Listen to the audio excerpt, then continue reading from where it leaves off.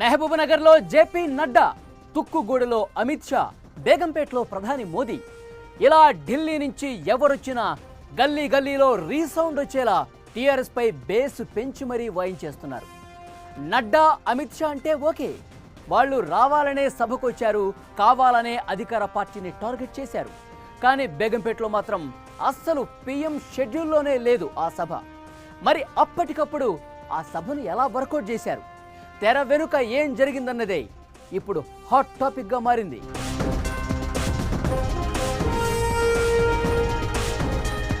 మోదీ హైదరాబాద్ టూర్లో బేగంపేట్ ఎయిర్పోర్ట్ దగ్గర సభ షెడ్యూల్లోనే లేదు. ఆయన ఐఎస్బీకి వచ్చి అక్కడ ఏర్పాటు చేసిన ప్రోగ్రాంకు హాజరై తిరిగి ఢిల్లీ వెళ్ళిపోవాలి. ఇది మోదీ టూర్ రియల్ షెడ్యూల్. కానీ బేగంపేట్ ఎయిర్పోర్ట్లో దిగి ఐఎస్బీకి చేరుకునే గ్యాప్లోనే బీజేపీ లీడర్లు ఒక సభను ప్లాన్ చేశారు. అందులో మోదీతో మాట్లాడించడం, టీఆర్ఎస్ను టార్గెట్ చేయించడం లాంటివన్నీ కొన్ని క్షణాల్లోనే జరిగిపోయాయి. అసలు షెడ్యూల్లోనే లేని ప్రోగ్రాంను బీజేపీ నేతలు ఎలా పెట్టించారు అన్నదే ఇక్కడ ఇంట్రెస్టింగ్ పాయింట్. దీని వెనుక పార్టీలోని కొందరు కీలక నేతలు బాగానే కష్టపడ్డారన్న టాక్ వినిపిస్తోంది.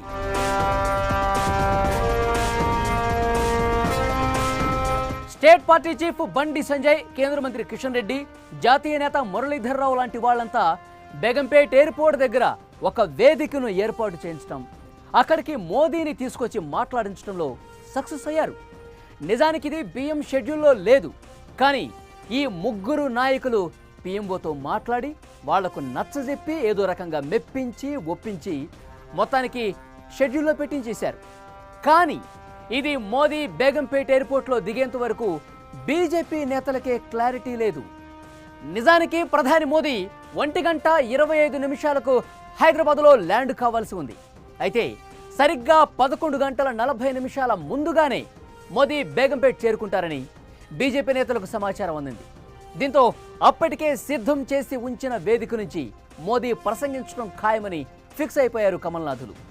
మోదీ అలా ల్యాండ్ అవటం, అక్కడి నుంచి నేరుగా సభా వేదిక మీదకి రావటం, కేసీఆర్ పాలన, అవినీతి టార్గెట్గా ప్రసంగించడం అన్నీ వెంటనే జరిగిపోయాయి.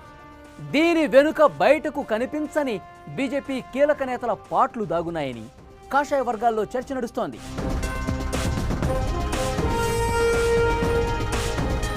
బండి సంజయ్ పాదయాత్ర, పాలమూరు, తుక్కుగూడలో వరుస బహిరంగ సభలు, జేపీ నడ్డా, అమిత్ షా లాంటి వాళ్ళు బీజేపీ టాప్ మోస్ట్ లీడర్ల రాకతో బీజేపీ కార్యకర్తల్లో కొంత జోష్ వచ్చింది. ఈ సీక్వెన్స్లో అనుకోకుండా మోదీ హైదరాబాద్ టూర్ ఫిక్స్ కావడంతో ఈ సిచ్యువేషన్ను కూడా క్యాష్ చేసుకోవాలని డిసైడ్ అయ్యారు. రాష్ట్ర బీజేపీలో జోషు తగ్గకూడదు అంటే ఖచ్చితంగా మోదీ మాట్లాడాల్సిందేనని జాతీయ నాయకత్వానికి చెప్పి ఒప్పించారు. అందులో భాగంగానే బేగంపేట్ ఎయిర్పోర్ట్ దగ్గరే స్టేజ్ పెట్టి మరీ మోదీతో మాట్లాడించారు. ఇక పెద్ద ఆయన కూడా అధికార పార్టీని టార్గెట్ చేస్తూ స్పీచ్ దంచేయడంతో కార్యకర్తల్లో జోష్ డబుల్ అయిపోయింది. మొత్తానికి కిషన్ రెడ్డి, బండి సంజయ్, మురళీధర్ రావు లాంటి నేతలు పడిన కష్టానికి ప్రతిఫలం దక్కిందని బీజేపీ శ్రేణులు చెవులు కోరుకుంటున్నాయి.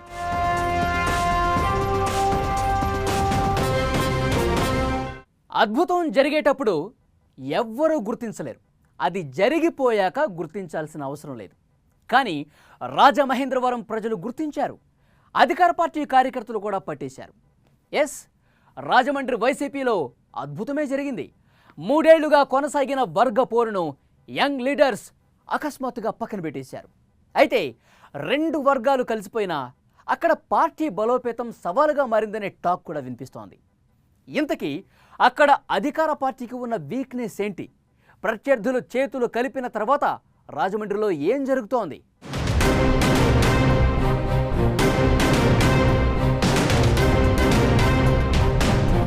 రాజమహేంద్రవరం వైసీపీలో ఊహించని పరిణామం చోటు చేసుకుంది. 2 వర్గాలుగా ఉన్న వైసీపీ ఇప్పుడు ఒక్కటైపోయి ఒకే సైన్యంగా మారింది. 3 ఏళ్లుగా ఉన్న విభేదాలను పక్కనబెట్టి ఎంపీ మార్గాని భరత్రాం, రాజానగరం ఎమ్మెల్యే చెక్కంపూడి రాజా చేతులు కలిపారు. పార్టీ బలోపేతానికి కాళ్లు కదిపారు. వచ్చే ఎన్నికల్లో పార్టీ విజయమే తమకు ముఖ్యమని ఇద్దరు నాయకులు ప్రకటించారు. ఎంపీ భరత్, ఎమ్మెల్యే రాజా మధ్య విభేదాలు ఏ రేంజ్లో నడిచాయంటే ఒకానొక దశలో కార్యకర్తలు కూడా విసిగిపోయారు. వీళ్ళింతే, ఇక మారరు అన్నదాకా వచ్చారు. కానీ వైసీపీలో ఇటీవల జరిగిన సంస్థాగత మార్పులు వర్గపోరుకు చెక్ పెట్టేశాయి. తూర్పుగోదావరి జిల్లా వైసీపీ అధ్యక్షుడిగా ఎమ్మెల్యే జక్కంపూడి రాజాను నియమించింది అధిష్టానం. అదేవిధంగా ఉభయ గోదావరి జిల్లాలకు రీజనల్ కోఆర్డినేటర్లుగా వైవి సుబ్బారెడ్డి స్థానంలో ఎంపీలు మిథున్ రెడ్డి, పిల్లి సుభాష్ చంద్రబోస్ వచ్చారు. జిల్లా అధ్యక్షుడయ్యాక ఎమ్మెల్యే జక్కంపూడి రాజా ఎవ్వరూ ఊహించని విధంగా ఎంపీ భరత్ ఇంటికి వెళ్లారు. దీంతో ఇద్దరి మధ్య వర్గపోరుకు ఎండుకాడు పడిందని, ఇకపై అన్నదమ్ముల్లా ఉంటారని పార్టీ నాయకులు ప్రకటించారు.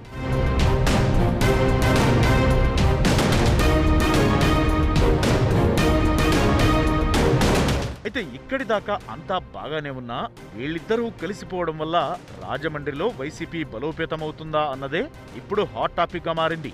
ముఖ్యంగా రాజమండ్రి సిటీ నియోజకవర్గ ఇన్ఛార్జ్ వ్యవహారం వైసీపీకి మైనస్ అవుతోందనే చర్చ సాగుతోంది. అటు పార్టీలో ఉన్నవారికి అవకాశం ఇవ్వక, బలమైన నాయకుణ్ణి పార్టీలోకి తీసుకురాక ఆ పోస్టును అలాగే ఖాళీగా ఉంచారు. ఎవరికీ బాధ్యతలు అప్పగించక ఇన్ఛార్జ్ విషయం ఎటూ తేల్చకపోవడంతో క్యాడర్ అంతా అయోమయానికి గురవుతోందనే టాక్ వినిపిస్తోంది.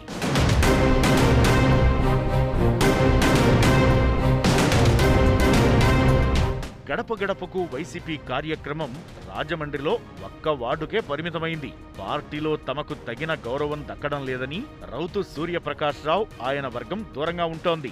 బలమైన నేతగా పేరున్న శివరామ సుబ్రహ్మణ్యం తనకు ఎమ్మెల్యే టికెట్ పై భరోసా ఇస్తేనే ఇన్ఛార్జ్ పదవి తీసుకుని యాక్టివ్ అయ్యేందుకు సిద్ధంగా ఉన్నారని ఆయన అనుచరులు చర్చించుకుంటున్నారు. అయితే గత ఎన్నికల్లో ఇక్కడ వైసీపీ ఓటమి పాలవడం, టీడీపీ కాస్త బలంగా ఉండటంతో రాజమండ్రి కోఆర్డినేటర్ బాధ్యతలు ఎవరికి అప్పగించాలనే విషయంపై వైసీపీ అధిష్టానం ఆలోచిస్తోందనే చర్చ జరుగుతోంది. దీంతో ఇప్పట్లో ఇన్ఛార్జ్ నియామకం ఉండదని వైసీపీ శ్రేణులు చెవులు కొరుక్కుంటున్నారు.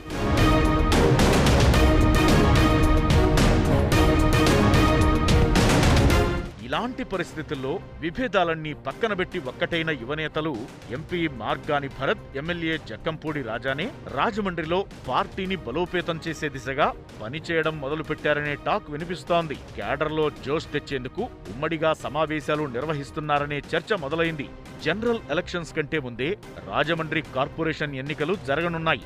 ఇవే తమ సత్తా చాటేందుకు అసలైన పరీక్ష అని ఫీల్ అవుతున్నారట.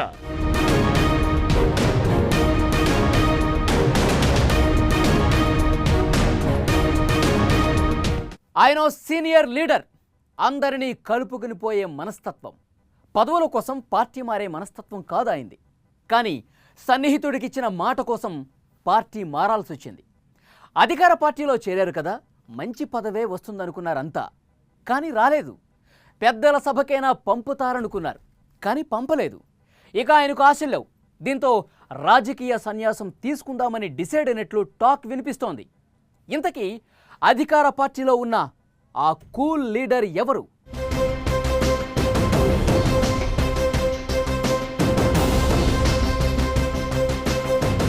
మండవ వెంకటేశ్వరరావు ఉమ్మడి రాష్ట్రంలో ఎమ్మెల్యేగా, మంత్రిగా 4 దశాబ్దాల పాటు నిజామాబాద్ జిల్లా రాజకీయాలను శాసించిన లీడర్.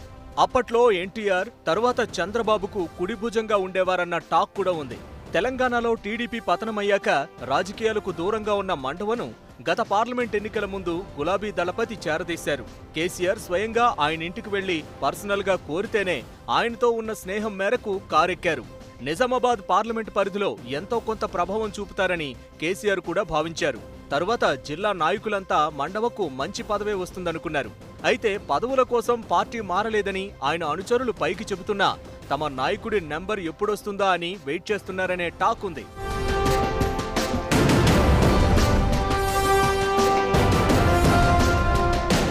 మండవ వెంకటేశ్వరరావు గులాబీ గూటికి చేరి 3 ఏళ్లైపోయింది.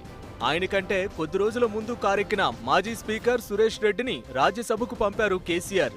కానీ మండవను మాత్రం హోల్డ్లోనే పెట్టారు. దీంతో ఆయన పొలిటికల్ గా సైలెంట్ అయిపోయారు. అయితే ఆయన్ని నమ్ముకున్న అనుచరులు ఏదో ఒక పదవితో మళ్లీ యాక్టివ్ అవ్వాలని ఒత్తిడి తెస్తున్నారనే గుసగుసలు వినిపిస్తున్నాయి. ఇదే సమయంలో నిజామాబాద్ జిల్లా నుంచి రాజ్యసభ సభ్యునిగా ఉన్న డిఎస్ పదవీకాలం వచ్చే నెలలో ముగియనుంది. ఆయన స్థానంలో మండవను పెద్దల సభకు పంపుతారని ఆయన అనుచరులు అనుకున్నారు. కానీ ఆ అవకాశం కూడా దక్కలేదు.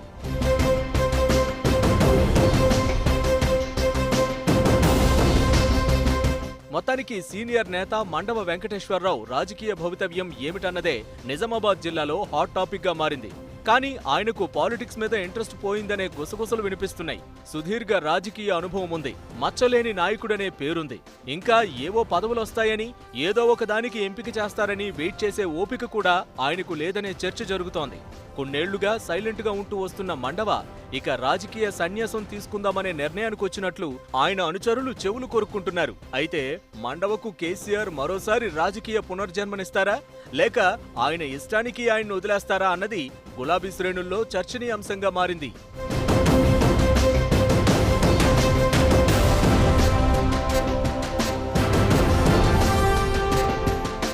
మరిన్ని ఇంట్రెస్టింగ్ గాసిప్స్. పోగొట్టుకున్న చోటే వెతుక్కోవాలి అంటారు. అలా కాకుండా వేరే చోట వెతుక్కుంటే మనం పోగొట్టుకున్నది దొరకదు. అలాగే ఓడిన చోటే గెలవాలి, గెలిచిన చోటే మళ్ళీ మళ్ళీ గెలవాలి.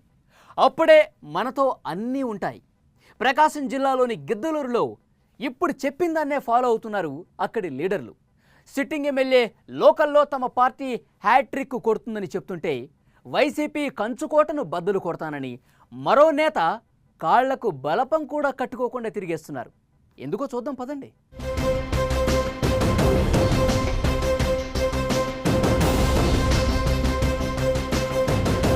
ప్రకాశం జిల్లా గిద్దలూరు వైసీపీకి కంచుకోట.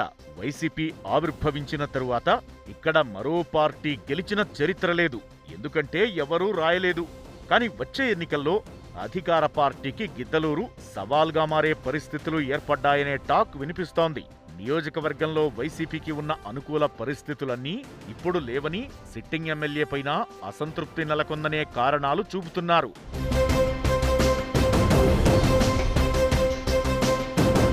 గిద్దలూరు వైసీపీలో 3-4 వర్గాలు తయారయ్యాయి. దీనికి తోడు గతంలోలాగా అధికారాలన్నీ ఎమ్మెల్యే చేతిలో లేకపోవడం, కింది స్థాయి నాయకులకు చిన్నా చితకా కాంట్రాక్టులు అప్పగించే పవర్ లేకపోవడం క్యాడర్లో వ్యతిరేకత తలెత్తే పరిస్థితి తెచ్చిందనే చర్చ జరుగుతోంది. దీంతో ఎమ్మెల్యే అన్నా రాంబాబు ఇబ్బందికర పరిస్థితులను ఎదుర్కోక తప్పదని అనుచరులు, పార్టీ వర్గాల్లోనే చర్చ జరుగుతోంది. వీటికి తోడు గిద్దలూరు నియోజకవర్గంలో అధిక ప్రాబల్యం ఉండే రెడ్డి సామాజిక వర్గం ఎమ్మెల్యే రాంబాబుకు వ్యతిరేకంగా పావులు కదుపుతుండడం, వచ్చే ఎన్నికల్లో రెడ్డి సామాజిక వర్గం నాయకుడికే టికెట్ ఇవ్వాలని ఒత్తిడి తెస్తుండడం చర్చనీయాంశంగా మారింది.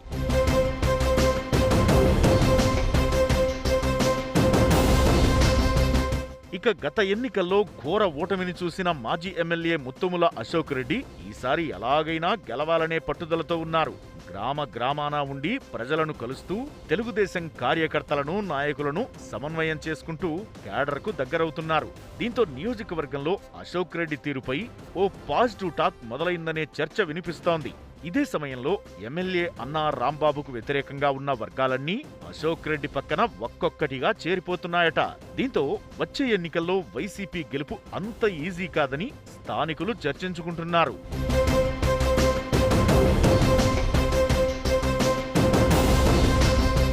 ఎమ్మెల్యే రాంబాబు కూడా గడప గడపకు వైసీపీ కార్యక్రమంతో ప్రజలకు దగ్గరవుతూ క్యాడర్ను సమన్వయం చేస్తున్నారు. తాను చేసిన అభివృద్ధి, సంక్షేమ పథకాలను మరోసారి ప్రజల్లోకి తీసుకెళ్తున్నారు. అవే తనను మరోసారి గెలిపిస్తాయని ధీమా వ్యక్తం చేస్తున్నారు. మరోసారి గిద్దలూరులో వైసీపీ జెండాను ఎగరేసి హ్యాట్రిక్ కొడతామని కాన్ఫిడెంట్ గా చెబుతున్నారు. కానీ ఎన్నికల నాటికి పరిస్థితులు ఎలా మారతాయి, జనం మైండ్ సెట్ ఎలా ఉంటుందన్నదే గెలుపోటములను డిసైడ్ చేస్తాయి. మరి ఎమ్మెల్యే ఆశలు నెరవేరతాయా, ప్రత్యర్థి ప్రయత్నాలు ఫలిస్తాయా అన్నది తెలియాలంటే ఇంకొంతకాలం వెయిట్ చేయాల్సిందే.